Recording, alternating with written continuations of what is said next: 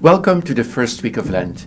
We invite you to join the journey by bending your knees, mending your heart, and lending your hands.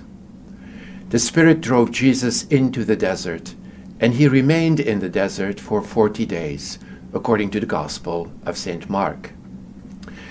This year's Gospel for the first Sunday of Lent offers Mark's very short account of the 40 days Jesus spent in the desert.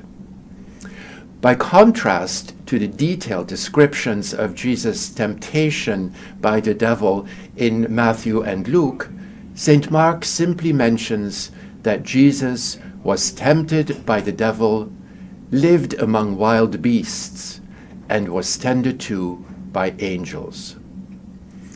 What all three Gospels have in common is that they attest to the fact that Jesus spent 40 days in the desert.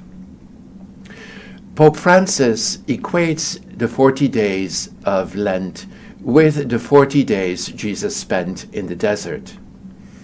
On Ash Wednesday in the year 2020, he described the Lenten desert as a place of silence, a place of solitude, and a place of essentials.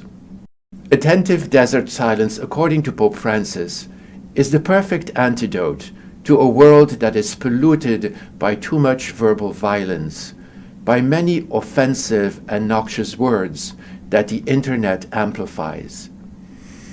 In response, he calls us to nurture silence, because it is in silence that we can truly hear the voice of those in need and receive the Word of God. Today, often not by their choosing, many people live in solitude as they are overlooked, neglected, isolated. Pope Francis suggests that a true Lenten desert experience of solitude will guide us to those who are forced into solitude and silently ask for our help. Finally, Pope Francis warns us against drowning in the many useless things that surround us. He points out that we chase after thousands of things that seem necessary and that in reality are not. And he muses about how good it would be for us to free ourselves from many superfluous realities, to rediscover what truly matters, to rediscover the faces of those who are beside us. He ends by suggesting that fasting is knowing how to give up things that are vain and superfluous in order to reach the essentials.